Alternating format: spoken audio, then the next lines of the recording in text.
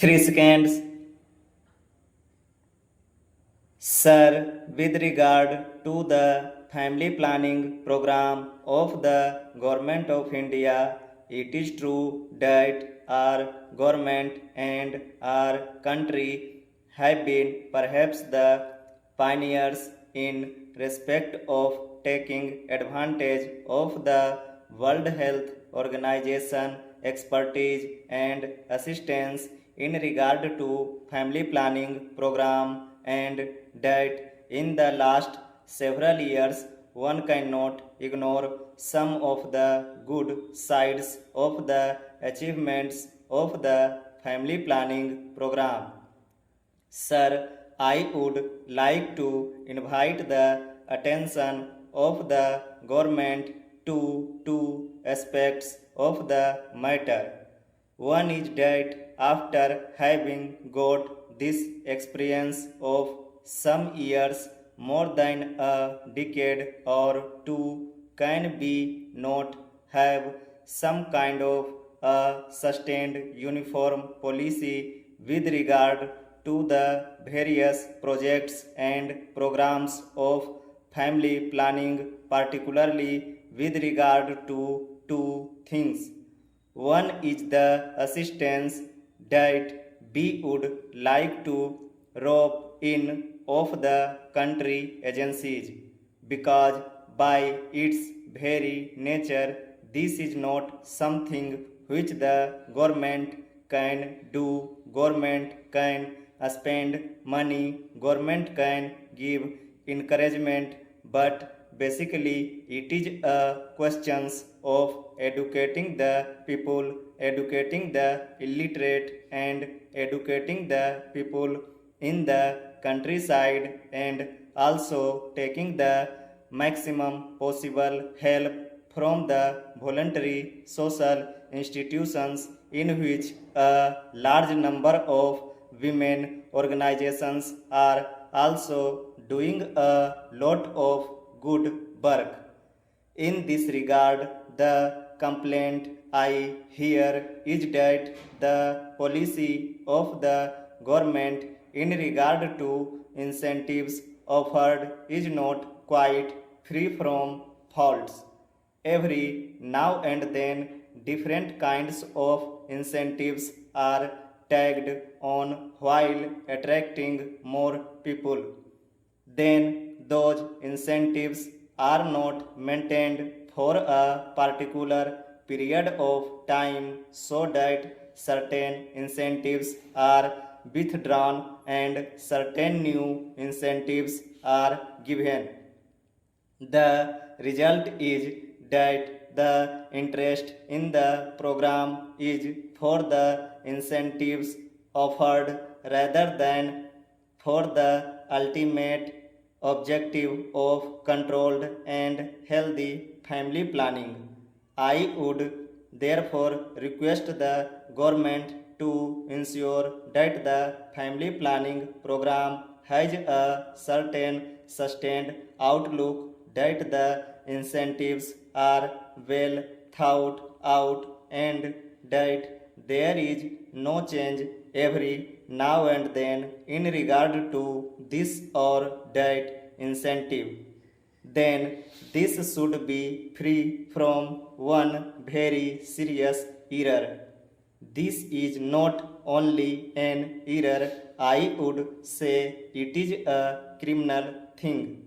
In the name of operations, a large number of old people, children, and boys are also booked into the whole thing because they get some extra financial incentive. Now I come to demand about the freedom fighters. I endorse very warmly many of the points which my honorable friend made when he talked about genuine and bogus freedom fighters. In fact, the government of India themselves, in various replies in the past in this August House, have told us about how many bogus cases were also found out. Here we must remember that to some extent the elected members of a state legislature and parliament are also responsible for giving false information or false certificates. I am not saying that this or the particular person has done it, but when the government say that in the absence of any proper proof, the certificate of a member of parliament or member of legislative assembly should be attached. Surely the member of parliament or member of legislative assembly should be 100% sure of his facts, and he just should not do it by way of obliging any person. It is there where the bogus cases come. I am only making an appeal through this speech to members of legislative assembly in a state legislature and members of parliament here that we take extraordinary care so that we do not issue certificates liberally or irresponsibly, because otherwise it becomes more difficult for the government. The second point is that some freedom fighters are not yet included in this scheme. I do not know whether the minister has ready information at hand in this regard. There is also the project of old freedom fighters' homes.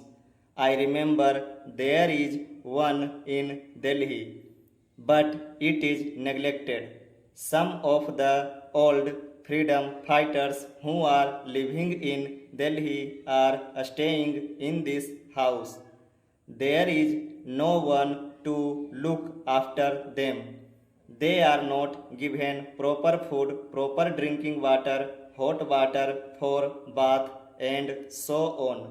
Because they are old and infirm, naturally they need these things all the more. Therefore, I would like the government to take particular care of these old freedom fighters' homes. Lastly, although I know that the government of India have paid a lot of money to these freedom fighters, I see from letters received by me not only from Gujarat but from other parts of the country as well, that the papers of freedom fighters are not disposed of, although the applications had been properly sent through the state administrations and more than 2 years have elapsed. Some of them are above 65. If they have to wait for another 1 or 2 years to get their pensions, they may not be available to take it. We are prepared to give some additional grants if the minister wants it that way to them.